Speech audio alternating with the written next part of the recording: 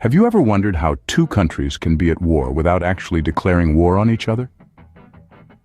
Welcome to the intricate world of proxy wars, a stage where global superpowers engage in a deadly dance, not directly, but through third parties.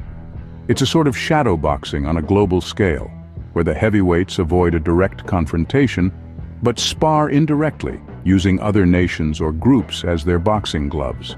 In essence, proxy wars are a method of indirect conflict, a strategic chess game where the kings seldom leave their fortresses, but the pawns, knights and bishops, bear the brunt.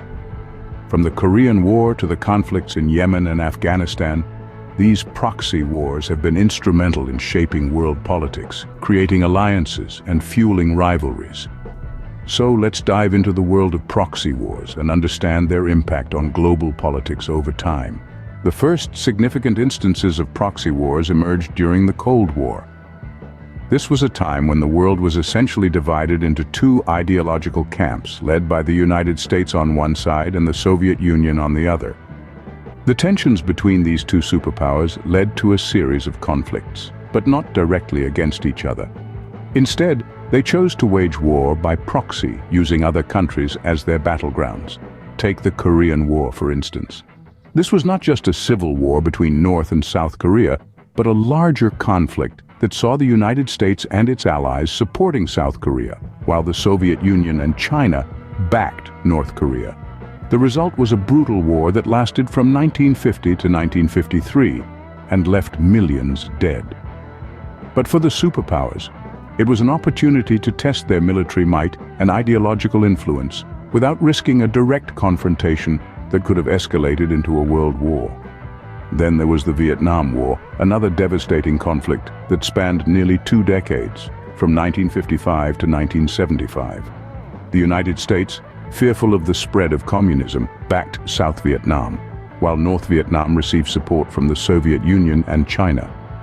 The war resulted in the death of over 1 million people and ended with the fall of Saigon to the North Vietnamese forces. But again, the superpowers avoided a direct confrontation, using Vietnam as their proxy instead. These wars were particularly significant because they marked a new strategy in global conflicts. Rather than engaging in direct warfare, which carried the risk of nuclear escalation, the superpowers chose to extend their influence and test each other's resolve through proxy wars. This allowed them to maintain a semblance of peace while still asserting their dominance on the global stage. These wars set the stage for future proxy wars, with superpowers using them as a tool to extend their influence without engaging in direct conflict. Indeed, proxy wars became a defining characteristic of the Cold War era, influencing global politics and shaping the course of history in profound ways. As we moved into the 21st century, proxy wars took on a new dimension. Consider the conflict in Afghanistan. A battleground for international power dynamics, this war has been a complex web of competing interests. The United States entered the fray following the devastating events of September 11, 2001, aiming to dismantle al-Qaeda and remove the Taliban from power.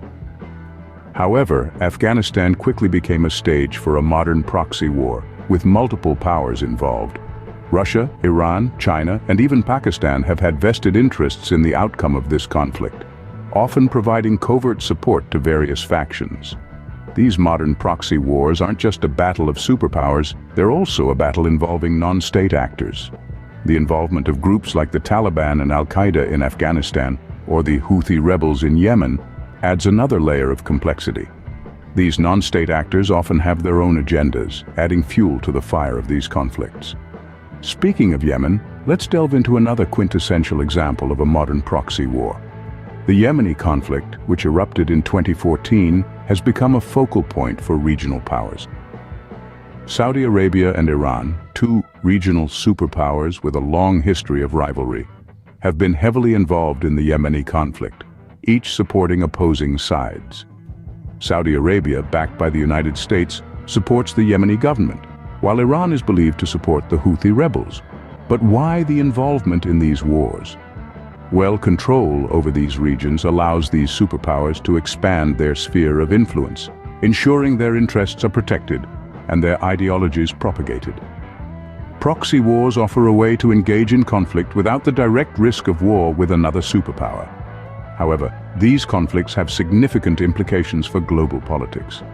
They often result in humanitarian crises, as we've seen in both Afghanistan and Yemen, leading to international calls for intervention and straining diplomatic relationships. They also have the potential to escalate into larger, direct conflicts between superpowers, raising concerns about global peace and stability. Moreover, the nature of these wars often leads to a drawn-out conflict with no clear end in sight. The involvement of multiple actors, each with their own agenda, makes a resolution more challenging. Take Afghanistan, for instance.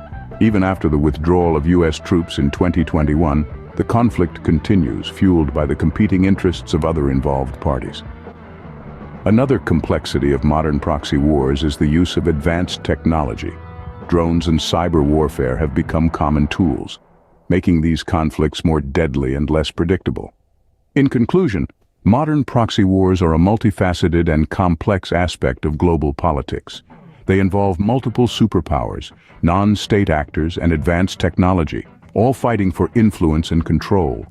They are a testament to the evolving nature of warfare, where direct confrontation has given way to indirect strategies. These modern proxy wars show how the nature of global conflict has evolved over time, with superpowers increasingly resorting to indirect methods of warfare. Proxy wars don't just result in physical destruction and loss of life, they also have a profound impact on diplomatic relations. They become theaters where superpowers flex their military muscles, often leading to strained ties and mistrust that can last decades. Let's look at the ongoing conflict in Yemen as an example. This war is seen as a proxy battle between Iran and the United States, with Iran backing the Houthi rebels and the US supporting the Yemeni government.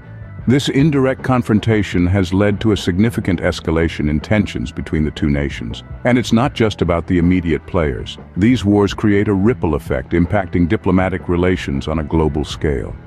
The US-Iran rivalry in Yemen has drawn in other nations, pushing them into taking sides, creating new alliances, and straining old ones. Superpowers often use such conflicts to assert their global influence, turning the war zones into chessboards where geopolitical strategies are played out. These wars can also lead to a breakdown in international cooperation. They undermine the global order, making it difficult for nations to work together on other pressing issues like climate change, nuclear proliferation, or even human rights. The trust deficit sown by these conflicts can linger long after the guns have fallen silent, affecting the ability of nations to negotiate and resolve issues peacefully. Moreover, proxy wars can provoke a cycle of retaliation and hostility. One nation's involvement can prompt its rivals to step in, escalating the conflict further. This, in turn, can lead to a hardening of positions, making diplomatic resolutions even more challenging. In the end, while proxy wars might serve the short-term strategic interests of the superpowers, they leave behind a legacy of strained diplomatic relations that can take generations to heal. The diplomatic fallout from proxy wars often has far-reaching consequences, affecting not just the superpowers involved, but the entire global community. Understanding proxy wars is crucial to understanding global politics. It's like a game of chess, where superpowers maneuver their pieces, the proxy states, across the global board, carefully avoiding a direct clash. This strategy allows them to further their agendas, influence regions, and assert dominance without risking their own troops or invoking a full-blown war. Over the course of this video, we've seen the intricate web that proxy wars weave in global politics. From the Cold War era, where the Korean War and the Afghan conflict played out as chess games between the United States and the Soviet Union, to the modern-day conflict in Yemen, a battleground for the regional powers of Saudi Arabia and Iran. These examples underscore the prevalence of proxy wars in our world today. They have become a mainstay of modern warfare, a tool wielded by superpowers to exert influence without getting their hands too dirty. But, as we've discussed, the impact of these conflicts extends far beyond the battlefield.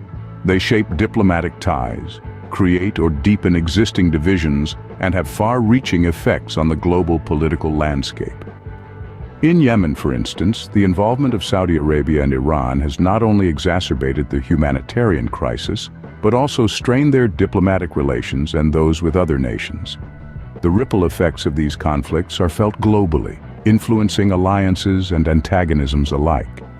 These proxy wars, while fought on foreign soil, often have their roots in the rivalries and power struggles of superpowers. They are a reflection of the tensions that simmer beneath the surface of international relations, sometimes for decades, before they find an outlet in a proxy war. As we navigate the complexities of global politics, understanding proxy wars offers us invaluable insights into the strategies of superpowers and the dynamics of international relations. With this knowledge, we are better equipped to comprehend the world around us, predict potential flashpoints, and hopefully work towards a future where such indirect conflicts become a thing of the past.